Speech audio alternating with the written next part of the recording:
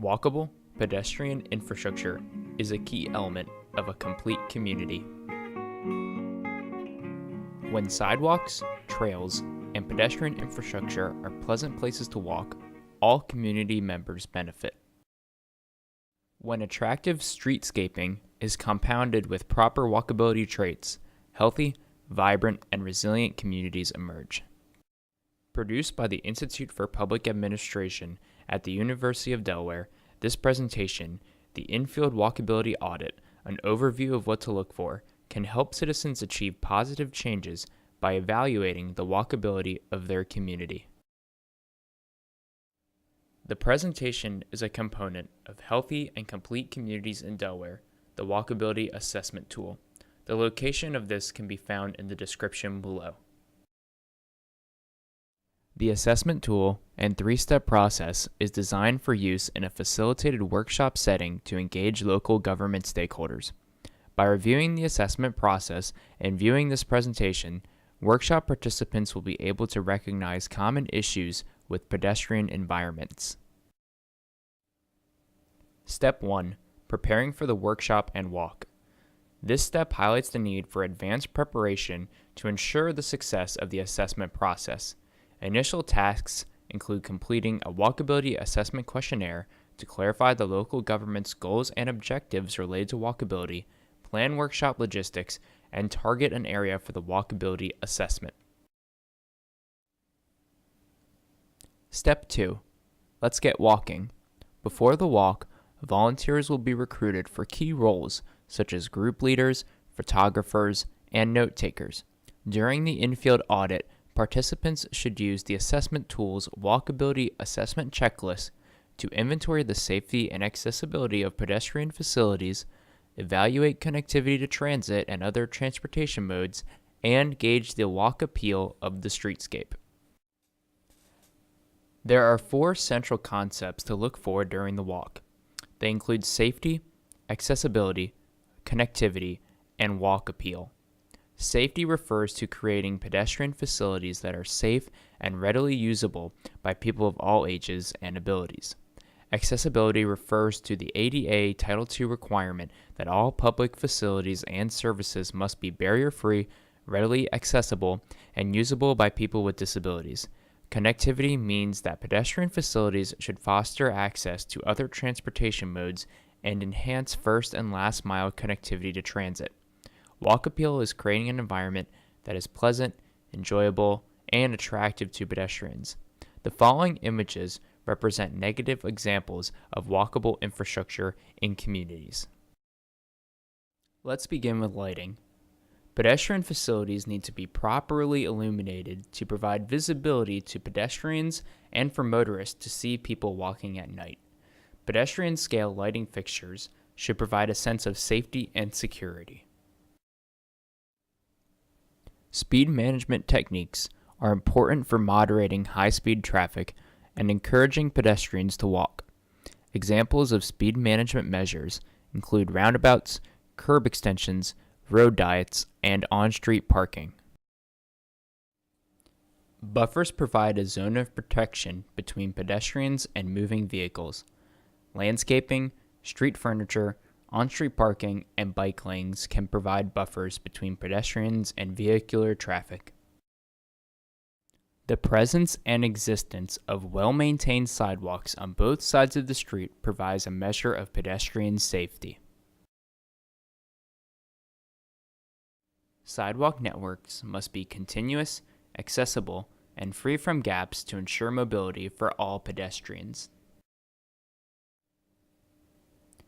Sidewalks must be free from signs, garbage cans, cones, vehicles, poles, vegetation, and other objects that restrict access and prohibit pedestrians from traveling safely.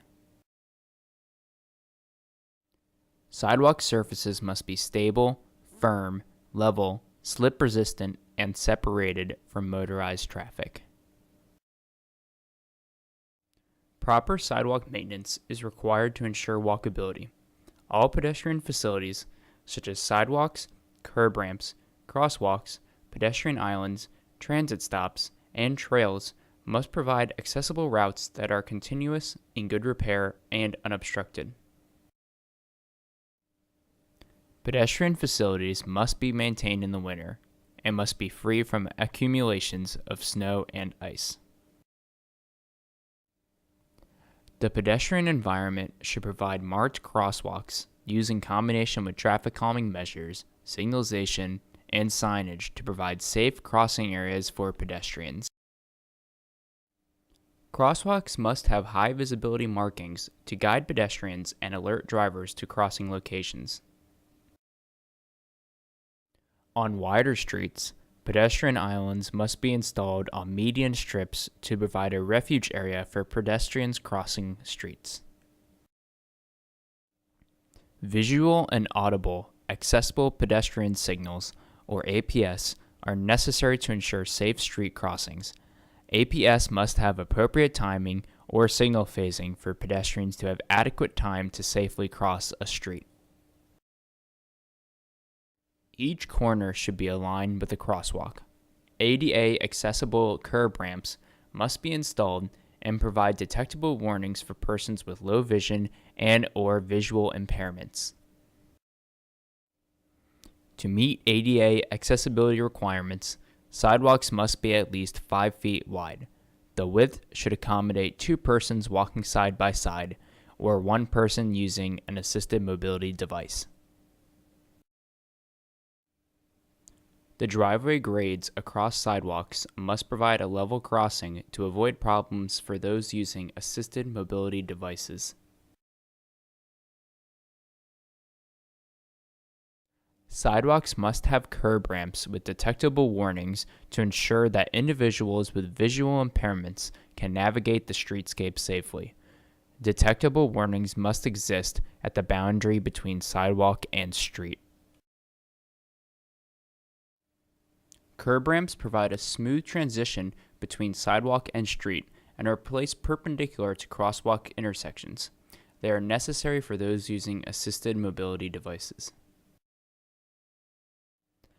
Accessible pedestrian signals should communicate information about the walk, don't walk intervals at signalized locations.